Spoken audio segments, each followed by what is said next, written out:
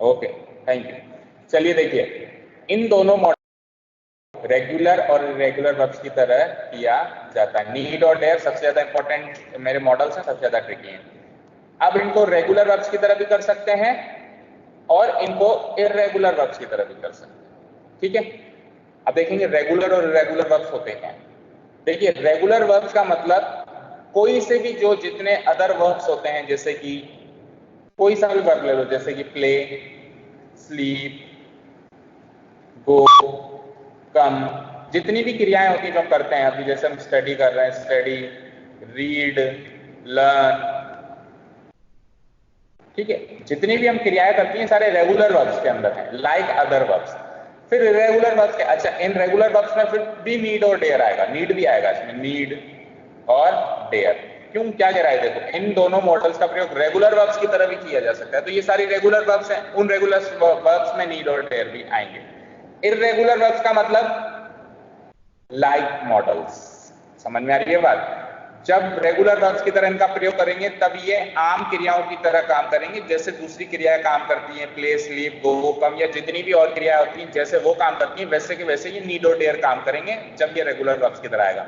लेकिन जब ये इरेगुलर वर्ब्स की तरह आएगा तब ये दूसरी क्रियाओं की तरह काम नहीं करेंगे, फिर ये मॉडल की तरह काम करेंगे। समझ में आ गई यहां तक। अब आगे बढ़ते हैं, दोनों का एग्जाम्पल लेता हूं। यहां पे मैंने लिखा है रेगुलर वर्ब्स, यहां पे लिखा है मैंने इरेगुलर वर्ब्स। ध्यान से देखना जो सेंटेंस लिख रहा हूं।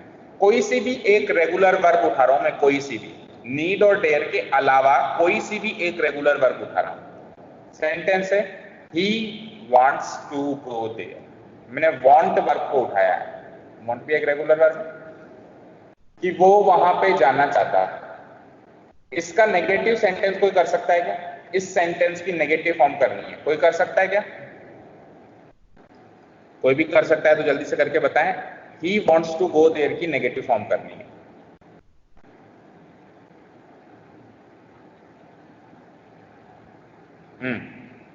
नहीं, ठीक है, very good. He does not want to go there, ये इसकी नेगेटिव हो गई। सिंपल प्रेजेंट टेंस यूज हुआ है, टेंस पढ़ा है हमने कि पॉजिटिव फॉर्म में ऐसे यूज लगता है, नेगेटिव फॉर्म में डू डज के साथ वर्ब की फर्स्ट फॉर्म लगती है। अच्छा, इसी सेंटेंस की इंटेरोगेटिव फॉर्म करनी है, तो ये डज निकल के बाहर आ जाएगा। Does he want to go there, क्या वो वहां पे जाना चाहता है? तो वांट वर्ब को मैंने तीन तरीके से यूज किया है। He wants to go there, वो वहां जाना चाहता है। He does not want to go there, वो वहां पे नहीं जाना चाहता है। Does he want to go there, क्या वो वहां पे जाना चाहता है? ठीक है। अब मैंने क्या कहा, नीड और डेयर का प्रयोग रेगुलर वर्ब की तरह भी कर सकते हैं। तो अगर मैं नीड और डेयर में से, चलो सबसे पहले नीड उठा रहा हूं, इस नीड वर्ब का प्रयोग यहाँ पे रेगुलर वर्ब की तरह करूंगा, तो जहां जहां पे वांट आ रहा है वहां वहां पे नीड आ जाएगा। कोई दिक्कत? देखो कैसे, पहले सेंटेंस में वांट की जगह नीड को सब्स्टिट्यूट करो, सेंटेंस बनेगा he wants to go there था, ये बन गया he needs to go there. Second sentence negative जो था वो था he does not want to go there, तो वो बन जाएगा he does not need to go there. Third sentence था does he want to go there, तो इंटरोगेटिव में नीड की फॉर्म के साथ यूज करेंगे, तो क्या आएगा, डज ही नीड टू गो। ठीक है, मैंने अभी तक कुछ भी नहीं किया है, मैंने कोई भी एक रेगुलर वर्ब उठाई है, उसके तीन सेंटेंस लिखे हैं, एक पॉजिटिव, एक नेगेटिव, एक इंटरोगेटिव। उसी रेगुलर वर्ब में मैंने वांट की जगह नीड को सब्स्टिट्यूट कर दिया। क्यों? क्योंकि नीड और डेयर एक ऐसी वर्ब है जो दूसरी वर्ब यानी रेगुलर वर्ब्स की तरह भी काम करती है और मॉडल की तरह भी काम करती है। अब आ जाओ यहाँ पे मॉडल की तरह ही कैसे, तो यहाँ पे नीड वर्ब एक रेगुलर वर्ब की तरह आई है, मॉडल की तरह नहीं आई है। कोई सी भी रेगुलर वर्ब जैसे चलती है गो, कम, लर्न, स्लीप, जितनी भी रेगुलर वर्ब्स हैं उनकी तरह नीड का प्रयोग हुआ है, मॉडल की तरह प्रयोग नहीं हुआ। मॉडल की तरह उस साइड देखो कैसे होगा। तो मॉडल की तरह प्रयोग करने के लिए वापस में नीड और डेयर के अलावा कोई दूसरा मॉडल उठाता हूं। अभी तक हमने 10 मॉडल 11 मॉडल पढ़े, उनमें से एक मॉडल उठाता हूं, कैन मॉडल उठाता हूं मैं। ही कैन गो देयर, वो वहां जा सकता है। इसकी नेगेटिव फॉर्म बताना क्या होगी, कोई भी, ही कैन गो देयर की negative form, he can't go there, he can't go there या he cannot go there, he cannot go there। और इसकी इंटेरोगेटिव फॉर्म होगी कैन ही गो देयर। चलिए, अब उसी नीड वर्ब को जहां मैंने रेगुलर वर्ब की तरह यूज किया, अब उसी नीड वर्ब को मैं मॉडल की तरह यूज करने जा रहा हूं। तो जब नीड वर्ब रेगुलर वर्ब की तरह आई थी तो उसने किसी दूसरी रेगुलर वर्ब को सब्स्टिट्यूट किया था, यानी उसकी जगह मैंने नीड रखा था। अब जब नीड मॉडल की तरह आ रही है तो नीड वर्ब उसी मॉडल को सब्स्टिट्यूट करेगी। जैसे कैन मॉडल यहाँ पे यूज हुआ है तो कैन मॉडल की जगह मैं नीड को रखूंगा और वो वहां पे रेगुलर वर्ब की तरह आएगा। तो मुझे क्या करना है, जहां जहां पे कैन आ रहा है वहां पे मुझे क्या रखना है, नीड रखना है। तो पहला सेंटेंस क्या बनेगा, ही कैन गो देयर का, he need go there. Second sentence जो नेगेटिव था, he can not go there, वो नीड मॉडल के साथ क्या बनेगा, he need not go there. और थर्ड सेंटेंस जो इंटरोगेटिव था, कैन ही गो देयर, वो नीड मॉडल के साथ क्या बनेगा, कैन की जगह नीड रख दिया, नीड ही गो देयर। ठीक है, यहां तक जो भी मैंने किया उसको एक बार मैं फिर ढंग से रिवाइज कर देता हूं, फिर आगे बढ़ता हूं। देखिए अभी तक तो डेयर वर्ब को तो उठाया ही नहीं है, केवल नीड मॉडल को उठाया। नीड वर्ब अदर वर्ब की तरह आती है, यानी रेगुलर वर्ब की तरह भी आती है और मॉडल की तरह भी आती है। इस साइड रेगुलर वर्ब चल रही है और इस साइड इरेगुलर यानी मॉडल चल रहा है। तो एक में अब मैं डायरेक्ट अगर नीड वर्ब को रेगुलर वर्ब की तरह यूज करता तो थोड़ा कंफ्यूजन होता है, इसलिए मैंने एक एक्स्ट्रा में और एक रेगुलर वर्ब उठा ली, want. He wants to go there, he does not want to go there, does he want to go there. ठीक है, अब नीड वर्ब को रेगुलर वर्ब की तरह यूज करना है तो जहां जहां वांट आ रहा है वहां वहां नीड से सब्स्टिट्यूट कर लिया, तो नीड एक रेगुलर वर्ब की तरह प्रयोग की गई। इधर आ जाओ, अब नीड को मुझे एक मॉडल की तरह यूज करना है, और अगर मुझे नीड को मॉडल की तरह यूज करना नहीं आता तो कोई बात नहीं, जितने मॉडल्स अभी तक सीखे हैं 10-11, उन मॉडल्स को यूज करो और उसकी जगह नीड रख दो। जैसे कैन मॉडल उठाया मैंने, यहाँ और कोई मॉडल भी रख सकते हो। He can go there negative form होती है, he can not go there interrogative form होती है, कैन ही गो देयर। यहाँ पे मैंने जहां जहां कैन आ रहा है वहां नीड रख दी, यहाँ कैन था यहाँ नीड रख दिया, यहाँ कैन था यहाँ नीड रख दिया, और यहाँ कैन था यहाँ पे नीड मैंने रख दिया, नीड ही गो देयर। ठीक है, यहां तक किसी भी स्टूडेंट को कोई भी डाउट है तो पूछें, तो फिर मैं आगे बढ़ूं।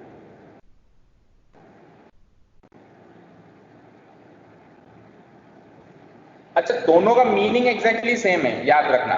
जब मैं नीड वर्ब को रेगुलर वर्ब की तरह यूज कर रहा हूं या फिर मॉडल की तरह यूज कर रहा हूं, रेगुलर वर्ब की तरह यूज कर रहा हूं तो भी एग्जैक्टली मीनिंग सेम है कि उसे वहां जाने की जरूरत है, उसे वहां नहीं जाने की जरूरत है, क्या उसे वहां जाने की जरूरत है। और यहाँ पे भी एग्जैक्टली सेम मीनिंग है कि उसे वहां जाने की जरूरत है, नहीं जाने की जरूरत है, और क्या उसे वहां पे जाने की जरूरत है। एग्जैक्टली सेम मीनिंग निकल के आ रहा है, फर्क इतना है कि यहाँ पे किसी भी दूसरी साधारण वर्ब की तरह नीड को प्रयोग किया गया है, यहाँ पे नीड को एक मॉडल के लिहाज से प्रयोग किया गया। कोई भी डाउट यहाँ तक, किसी को भी कोई डाउट नहीं है, पूछ लीजिए, कोई डाउट हो, नहीं तो फिर मैं पूछूंगा और फिर डाउट निकल के आएंगे बहुत सारे। नहीं, चलिए, तो मेरा क्वेश्चन ये है कि यहाँ पे नीड को रेगुलर वर्ब की तरह 3 सेंटेंस में यूज किया है, यहाँ पे नीड को मॉडल की तरह 3 सेंटेंस में यूज किया। ये 3 और ये 3, 6 सेंटेंस आपके पास है। इन 6 सेंटेंस में से कितने सेंटेंस सही है, कितने सेंटेंस गलत हैं, सारे सेंटेंस सही है या सारे सेंटेंस गलत है। भाई नीड को रेगुलर वर्ब की तरह यूज कर लिया है, नीड को मॉडल की तरह भी यूज कर लिया है, पता ये लगाना है कि सही यूज किया है नहीं किया है। रेगुलर वर्ब की तरह तीनों सेंटेंस में सही यूज किया है या नहीं किया है, या कोई गलती है, या मॉडल की तरह उसको सही यूज किया है या नहीं किया है, या कोई गलती है। 6 में से कौन से सेंटेंसेस गलत हैं और कौन से सही हैं, ये आपको बताने हैं। बताइए।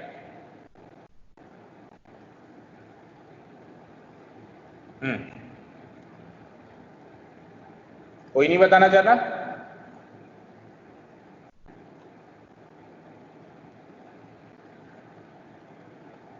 हाँ जी,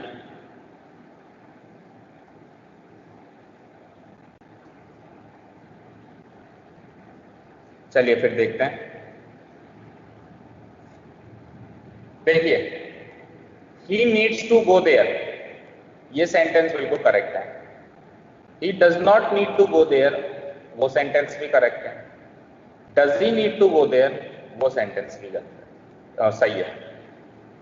तो नीड वर्ब को जब मैंने रेगुलर वर्ब की तरह यूज किया है तो तीनों ही सेंटेंस सही है, चाहे से पॉजिटिव है, चाहे से नेगेटिव है, और चाहे से इंटरोगेटिव है। तो ये 3 सेंटेंस सही हो गए। अब बात करते हैं मॉडल की तरह।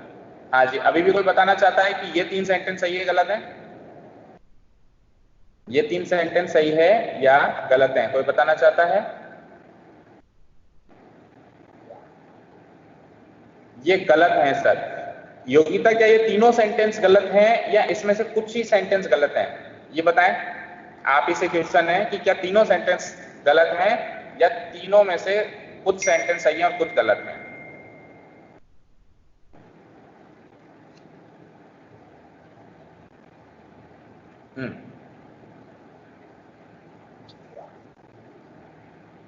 फर्स्ट वाला गलत है। अच्छा, सपना मीना ने कहा है कि फर्स्ट वाला गलत है। योगिता आप क्या कह रहे हैं? फर्स्ट और सेकंड गलत है। अच्छा, तो थर्ड तो दोनों ने सही बताया। ठीक है, हाँ जी, और कोई बताना चाह रहा है? चलिए फिर देखते हैं आंसर्स। देखिए जी, फर्स्ट वाला गलत है, फर्स्ट गलत है। ठीक है, देखिए फर्स्ट वाला गलत है, बाकी सब लोग भी यही बता रहे हैं फर्स्ट वाला गलत है। सेकंड वाला सही है और थर्ड वाला भी सही है। तो 6 सेंटेंस में से केवल ये सेंटेंस गलत है, बाकी सारे सेंटेंस सही है। कोई बताएगा मुझे कि इस बात से क्या निष्कर्ष निकल के आता है, क्या अंडरस्टैंडिंग क्रिएट हुई आती है इस पूरे दृष्टांत से? क्या सीखा आपने कि ये 3 सेंटेंस सही है, 3 में से एक ये गलत है? बताएं कोई।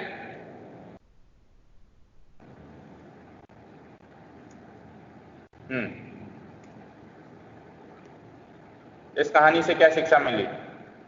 What is the moral of the story?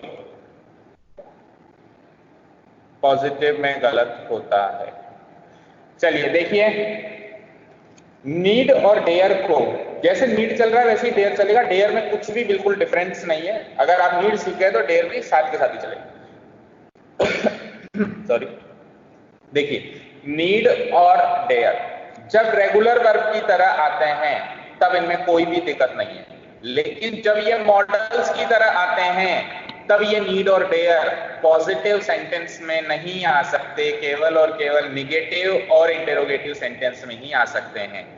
कहने का मतलब ये है कि नीड और डेयर मॉडल को स्टेटमेंट देने के लिए प्रयोग नहीं कर सकते, निगेटिव स्टेटमेंट के लिए प्रयोग कर सकते हैं या प्रश्न पूछने के लिए प्रयोग किया जा सकता है नीड और डेयर को एज ए मॉडल। हाँ, अगर आप उसको एक रेगुलर सामान्य क्रिया की तरह यूज करते हैं तब आप उसको किसी भी तरीके से यूज कर सकते हैं, स्टेटमेंट देने के लिए, निगेटिव स्टेटमेंट देने के लिए या प्रश्न पूछने के लिए भी प्रयोग कर सकते हैं। ठीक है, फिर से रिवाइज कर रहा हूं, नीड और डेयर को रेगुलर वर्ब की तरह प्रयोग करोगे तब किसी भी सेंटेंस में यूज कर लो, कोई दिक्कत नहीं है।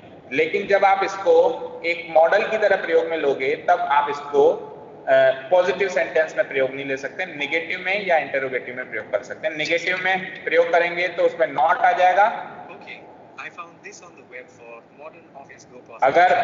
अगर आप नेगेटिव में यूज करोगे तो इसमें नॉट दिखाई देगा कहीं ना कहीं, और जब आप इंटरोगेटिव में यूज करोगे तो क्वेश्चन मार्क दिखाई देगा। ये इसके एक तरीके से निशानियां हैं। ठीक है, वहां पे आप नीड और डेयर को यूज कर सकते हो, लेकिन पॉजिटिव सेंटेंस में नहीं कर सकते। यानी कि जहां पे ना तो नॉट दिखाई दे और ना ही क्वेश्चन मार्क दिखाई दे, ऐसे सेंटेंस में नीड और डेयर को मॉडल की तरह प्रयोग में नहीं ला सकते हो, फिर आपको इसको रेगुलर वर्ब की तरह प्रयोग में लाना पड़ेगा। हाँ जी, अगला क्वेश्चन है मेरा, ध्यान से सुनना। सर आपने कहा कि इसको रेगुलर वर्ब की तरह प्रयोग नहीं ले सकते हैं, ले सकते हैं, और मॉडल्स के केस में इसको हम पॉजिटिव सेंटेंस में प्रयोग नहीं ले सकते हैं। तो चलो, जब नेगेटिव सेंटेंस होगा ये वाला तब तो दोनों ही चीजें सही हैं, चाहे से रेगुलर हो चाहे से इरेगुलर हो। जब इंटरोगेटिव होगा तब भी दोनों ही सही हैं, चाहे से रेगुलर हो चाहे से इरेगुलर हो। फर्क तो केवल पॉजिटिव सेंटेंस में, यानी एरर तो पॉजिटिव सेंटेंस में ही बनेगी। तो पॉजिटिव सेंटेंस में चेक करना है, सीधी सीधी कहने का मतलब तो ये है। अब पॉजिटिव सेंटेंस में वो रेगुलर वर्ब के साथ सही है, इरेगुलर यानी मॉडल की तरह वो गलत है। तो हम पता कैसे लगाएंगे, या मेरा क्वेश्चन आपसे ये है कि आप लोग पता कैसे लगाएंगे कि वो रेगुलर वर्ब की तरह आ रहा है नीड या डेयर, या फिर मॉडल की तरह आ रहा है? क्या निशानी है जिससे पता चलेगा कि ये रेगुलर है या इरेगुलर, ताकि हम इसको सही या गलत कर सकें? हाँ जी, दोनों सेंटेंस आपके सामने रखे हुए हैं। मुझे कोई भी एक स्टूडेंट माइक ऑन करके ये टाइप करके जल्दी से बताएं कि क्या निशानी है, कैसे पता चलता है कि रेगुलर वर्ब की तरह यूज हो रहा है या इरेगुलर वर्ब की तरह यूज हो रहा है?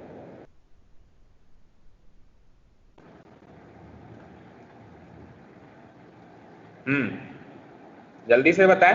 अरे भाई, दोनों सेंटेंस आमने सामने रखे हुए हैं, कंपेयर करके बता सकते हो भाई क्या डिफरेंस है दोनों में? सर इसमें 2 आ रहा है। इसमें 2 आ रहा है। अच्छा, एक डिफरेंस, एक किसी ने बताया इसमें 2 आ रहा है, बाकी और कोई डिफरेंस? क्या और कोई डिफरेंस है? सर इसमें तो आ रहा है ना। अच्छा, इसमें 2 आ रहा है, हाँ ठीक है। 2 के अलावा और कोई डिफरेंस? सर ये जो मॉडल वाला है ना, इसमें नीड को ही हेल्पिंग वर्ब लिया गया है। इसमें नीड को ही हेल्पिंग वर्ब लिया गया है। अच्छा, और कोई डिफरेंस?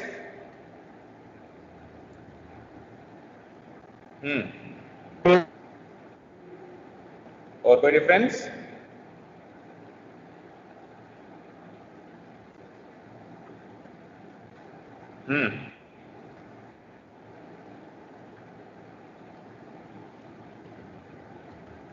चलिए देखिए, देखिए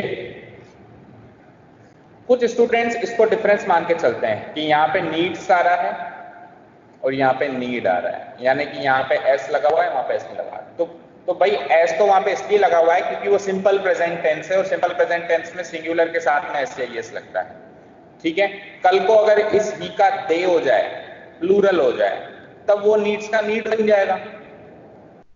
ठीक है ना, यानी कि अगर मैं यहाँ पे दे के साथ यूज करूं, ही के साथ यूज ना करूं, दे के साथ, तो दे के साथ यूज करूंगा तो रेगुलर के साथ भी नीड चलेगा और इर्रेगुलर मॉडल के साथ में भी नीड चलेगा। तो फिर वो तो कोई डिफरेंस हुआ ही नहीं है इसका।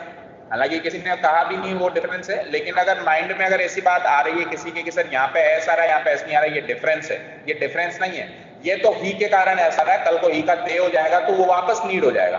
तो कल को अगर सेंटेंस में दे नीड और दे नीड आ गया तो आप कैसे पता लगाओगे कि ये रेगुलर है या ये इर्रेगुलर है, कौन सा रेगुलर है कौन सा इर्रेगुलर है? सबसे मेन डिफरेंस है प्रीपोजिशन टू का, बस इसको याद में रखो।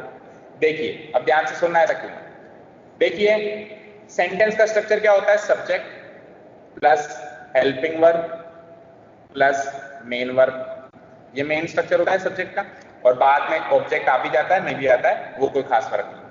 और किसी किसी सेंटेंस में स्ट्रक्चर चलता है subject plus direct main verb आती है, हेल्पिंग वर्ब और मेन वर्ब किसी किसी सेंटेंस में जुड़ के डायरेक्ट मेन वर्ब बन के आती है। ये सेंटेंस के स्ट्रक्चर होते हैं। चलिए देखिए यहाँ पे ये जो नीड वर्ब है वो मेन वर्ब बन के आया है। क्या बन के आया है? मेन वर्ब, जबकि वहां पे नीड मॉडल है। और मॉडल क्या होते हैं? पहली डेफिनेशन में आपको मैंने बताया था कि मॉडल एक हेल्पिंग वर्ब होता है, तो वहां पे वो हेल्पिंग वर्ब बन के आया है। समझ में आ रही है बात? वहां पे नीड मेन वर्ब बन के आया है, यानी रेगुलर वर्ब बन के आया, यहाँ पे नीड एक हेल्पिंग वर्ब बन के आया।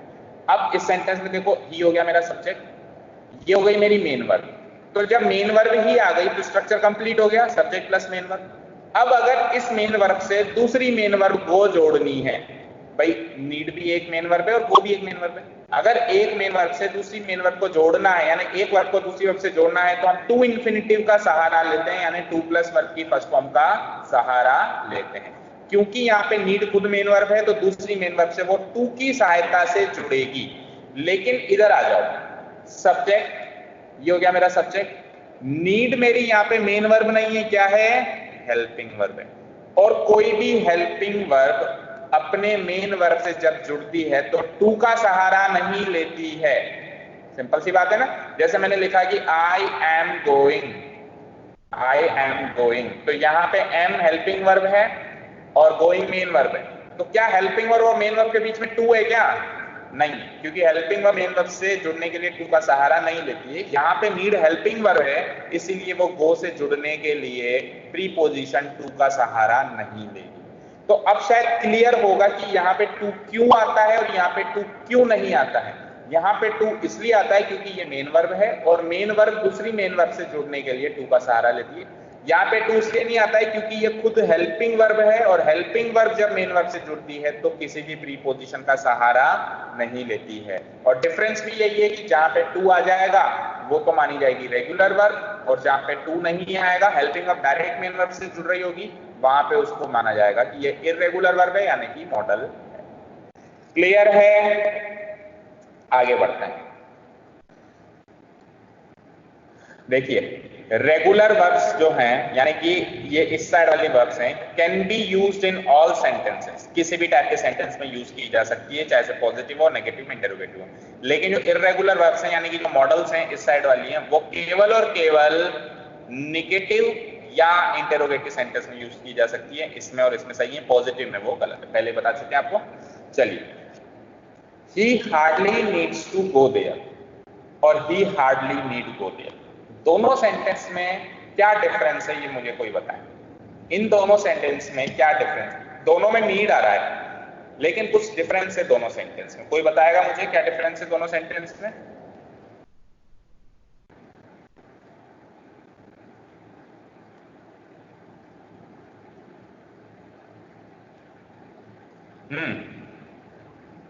बताएं क्या डिफरेंस है? सर फर्स्ट वाले में नीड जो है वो ना जो मेन वर्ब की जैसे यूज में आ रहा है, और सेकंड वाले में हेल्पिंग वर्ब के जैसे। हाँ, तो इनडायरेक्टली आप ये कहना चाहते हैं कि फर्स्ट वाले सेंटेंस में नीड मेन वर्ब की तरह आ रहा है, यानी वो रेगुलर वर्ब की तरह आ रहा है, यानी इस कैटेगरी की तरह आ रहा है। और सेकंड वाले में नीड हेल्पिंग वर्ब की तरह आ रहा है, यानी वो इर्रेगुलर वर्ब की। यानी सिंपल सी बात करूं तो नीड यहाँ पे मेन वर्ब है और वहां पे वो मॉडल है, यानी कि हेल्पिंग वर्ब। यही डिफरेंस है, बिल्कुल सही डिफरेंस आपने बताया। अब मुझे ये बताएंगे कि दोनों सेंटेंस में से कौन सा सेंटेंस सही है और कौन सा सेंटेंस गलत है, या दोनों सही है या दोनों गलत है।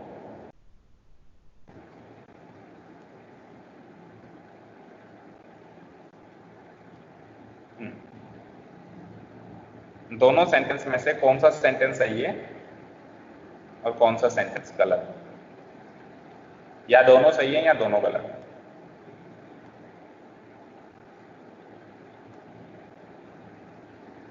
हाँ जी बताएं। अभी जिसने आंसर दिया था वो ही बताएं। सॉरी, मुझे आपका नाम पता नहीं है। अभी अभी जिसने आंसर दिया था उन्हीं से क्वेश्चन है। सर नहीं पता। नहीं पता? अच्छा, अभी एक मिनट रुको, आप ऑनलाइन रहो, आपसे कुछ क्वेश्चन कर रहा हूं। आपने कहा कि नीड यहाँ पे मेन वर्ब की तरह यूज किया गया है और यहाँ पे नीड जो है वो हेल्पिंग वर्ब की तरह यूज किया गया है, ठीक है, ऐसा आपने कहा। चलिए देखिए, हमने क्या सीखा था कि नीड और डेयर को जब रेगुलर वर्ब की तरह यूज करें, यानी मेन वर्ब की तरह यूज करें, तो वो सारे सेंटेंस में सही माना जाता है। लेकिन जब नीड और डेयर को मॉडल की तरह यूज किया जाता है, जैसे कि सेकंड सेंटेंस है, तो वो केवल और केवल नेगेटिव और इंटरोगेटिव में यूज किया जा सकता है। तो ऊपर वाला सेंटेंस 100% सही होगा, कोई दिक्कत नहीं है, क्योंकि रेगुलर वर्ब में तो सारे सेंटेंस सही है। मॉडल की तरह उसको पॉजिटिव सेंटेंस में नहीं आना चाहिए, तो नेगेटिव या इंटरोगेटिव में आना चाहिए। तो क्या ये सेंटेंस नेगेटिव है क्या, या ये सेंटेंस इंटरोगेटिव है क्या?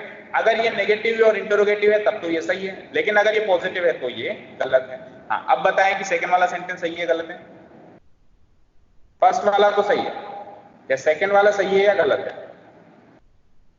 सर उस अकॉर्डिंग तो गलत ही होना चाहिए, पर हार्डली में भी शायद होता है ना नेगेटिव सेंस, थोड़ा मुश्किल से ही। Very good, very good, very good, बस यही सुनना चाहता था। ठीक है, बहुत ही अच्छे से इन्होंने बताया और बहुत ही अच्छी अंडरस्टैंडिंग इन्होंने बना ली है। मैं चाहता हूं बाकी सब लोग भी ऐसी अंडरस्टैंडिंग बनाएं।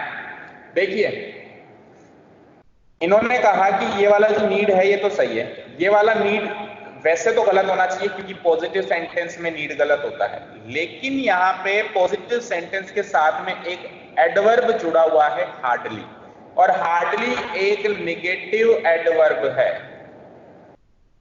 हार्डली एक नेगेटिव एडवर्ब है, और नेगेटिव एडवर्ब जब सेंटेंस में जुड़ जाता है तब वो सेंटेंस को नेगेटिव बना देता है।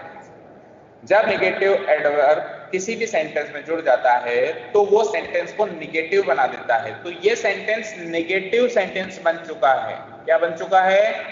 नेगेटिव सेंटेंस बन चुका है। और नेगेटिव सेंटेंस में नीड या डेयर को मॉडल की तरफ प्रयोग किया जा सकता है, कैन बी यूज, तो किया जा सकता है, तो ये सेंटेंस भी सही। ठीक है, तो अगर आप हार्डली, स्कार्सली इस तरीके के नेगेटिव एडवर्ब किसी सेंटेंस में देख लें तो फिर वो सारे सेंटेंस ही सही माने जाएंगे, चाहे रेगुलर हो चाहे इरेगुलर हो, क्योंकि वो सेंटेंस को नेगेटिव कर देगा, और नेगेटिव सेंटेंस में तो सारे ही सही होते हैं, चाहे रेगुलर वाला हो चाहे इरेगुलर वाला। ठीक है, एक सेंटेंस और देखते हैं इसी टाइप का, हार्डली वाला, ये भी सही है और ये भी सही है। यू नीड नॉट हरी, आपको जल्दी करने की जरूरत नहीं है, there is plenty of time, ठीक है, बहुत सारा समय बाकी है।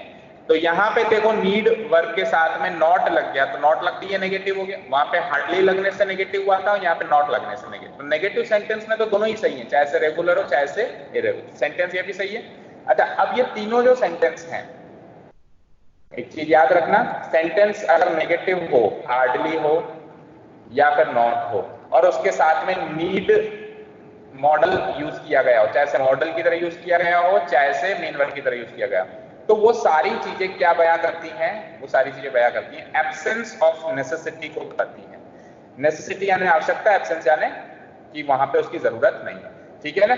एब्सेंस ऑफ नेसेसिटी की आवश्यकता की जरूरत वहां पे एब्सेंट है, वहां पे वो चीज अनुपस्थित है, ठीक है ना। जरूरत वहां पे है नहीं किसी चीज की, वहां पे हम नीड को एज ए मेन वर्ब की तरह यूज करते हैं या मॉडल की तरह यूज करते हैं, लेकिन नेगेटिव फॉर्म में यूज करते हैं। नेगेटिव फॉर्म का मतलब या तो किसी नेगेटिव एडवर्ब के साथ यूज करते हैं या फिर नॉट लगा के यूज किया जाता है। तो यहाँ पे हमने इतना सीख लिया, तो हमने ये नीड और डेयर को सब कुछ सीख लिया, जिससे ज्यादा बाहर एरर आएगी। अच्छा, डेयर हमने उठाया नहीं है, सेम टू सेम इसकी तरह ही चलेगा। एक सेंटेंस उठा लेते हैं, बस एक एग्जांपल उठा लेते हैं डेयर का भी, बाकी सब कुछ सेम है डेयर। जैसे कि डेयर को मैंने रेगुलर वर्ब की तरह यूज किया है, तो नीड की जगह डेयर आ गया। He dares to open his mouth, वो अपना मुंह खोलने की हिम्मत करता है। नेगेटिव सेंटेंस में जैसे ही डज नॉट नीड आया था, तो यहाँ पे क्या जाएगा, he does not dare to open his mouth, वो अपना मुंह खोलने की हिम्मत नहीं करता है। इंटरोगेटिव सेंटेंस में डज ही नीड आया था, तो यहाँ पे क्या जाएगा, does he dare to open his mouth, क्या वो अपना मुंह खोलने की हिम्मत करता है। इधर आ जाओ, इरेगुलर वर्ब में नीड के साथ वो आया था, तो यहाँ पे डेयर के साथ मेन वर्ब आएगी। He dare open his mouth, same to same meaning है कि वो अपना मुंह खोलने की हिम्मत कर रहा है, वो अपना मुंह खोलने की हिम्मत कर रहा है। He dare not open his mouth, वो अपना मुंह खोलने की हिम्मत नहीं कर रहा है। और यहाँ पे नीड की जगह डेयर आ गया, dare he open his mouth, क्या वो अपना मुंह खोलने की हिम्मत कर रहा है। ठीक है, जैसा वहां पे फॉलो हुआ है वैसा का वैसा यहाँ पे फॉलो होगा। रेगुलर वर्ब में नीड की तरह डेयर भी हर जगह सही है, चाहे से पॉजिटिव हो, चाहे से नेगेटिव हो, चाहे से इंटरोगेटिव हो। लेकिन मॉडल की तरह नीड की तरह डेयर भी पॉजिटिव में गलत माना जाएगा, बाकी नेगेटिव में सही माना जाएगा और इंटरोगेटिव में सही माना जाएगा। ठीक है, तो यहाँ पे अगर आपने ये कॉन्सेप्ट जो अभी मैंने बताया है नीड और डेयर का, ये सीख लिया, तो कम से कम, ज्यादा भी नहीं तो 1 नंबर आपने पक्का कर लिया कोई सा भी एग्जाम हो इंग्लिश का। ठीक है, तो आप मुझे बताएं अगर इसमें अभी भी किसी को कोई डाउट हो तो पूछें। और यहाँ पे आपका ये मॉडल वाला चैप्टर भी डे एंड होता है, खत्म होता है। बताएं कोई और डाउट हो किसी को, और नहीं हो तो फिर क्लास खत्म करें। चलिए, लगता है कि कोई डाउट है नहीं, तो फिर चैप्टर को खत्म करते हैं, क्लास भी खत्म करते हैं। हाँ जी, तो कुछ विशेष सूचना आपको बता देते हैं। यहाँ पे आपका चैप्टर खत्म हो चुका है। जो इसकी एक्सरसाइज शीट है वो सब कल करके आएंगे। ठीक है, मैं केवल एक ही क्लास लूंगा इसकी एक्सरसाइज शीट की, वो कल होगी। वैसे तो आज ही लेने का मूड था, लेकिन अब आज क्लास थोड़ी लेट शुरू हुई। ठीक है, इसकी एक ही क्लास में लूंगा। जिसको जो डाउट है घर से सब सॉल्व करके आएंगे, जिसको जो डाउट है कल की क्लास में मुझसे पूछेगा। इसमें 4 तरीके के सेंटेंस है। सबसे पहले कॉमन एरर, उसके बाद फिर कुछ मॉडल्स हैं, उसमें से आपको फिल इन द ब्लैंक करना है, कंप्लीट करना है सेंटेंस को। अगला वापस आपको केवल शैल और विल में से सेलेक्ट करना है, और कोई मॉडल नहीं, केवल शैल और। याद रहे, जब शैल और विल में से सेलेक्ट करवाता है ना, तब सबसे ज्यादा डिफिकल्ट सेंटेंस होता है। अगर बाकी सारे मॉडल्स में से सेलेक्ट करा है तो वो इजी होता है, लेकिन केवल शैल और विल में से सेलेक्ट करा है तो सेंटेंस थोड़ा सा डिफिकल्ट होता है। और लास्ट में फिर वापस कॉमन एरर है, इसमें से आपको सही करना है, और अगर नो एरर है तो नो एरर करना है। तो ये एक्सरसाइज फिर आपको घर को पे सॉल्व करनी है आज बैठ के। कल जो भी डाउट होगा कल की क्लास में आप मुझे बता देंगे। अगर डाउट नहीं होगा तो फिर मैं नया चैप्टर भी शुरू कल ही कर दूंगा। और मैंने एक सारे स्टूडेंट्स से रिक्वेस्ट करी है कि आप लोगों ने जब ज्वाइन किया है आपकी क्लास को, अच्छा ऑनलाइन क्लास की बात नहीं कर रहा हूँ, बस लोग कंफ्यूज हो रहे हैं कि ऑनलाइन क्लास कब से ज्वाइन किया। अरे ऑनलाइन क्लास कब से ज्वाइन किया हो तो मुझे भी पता है।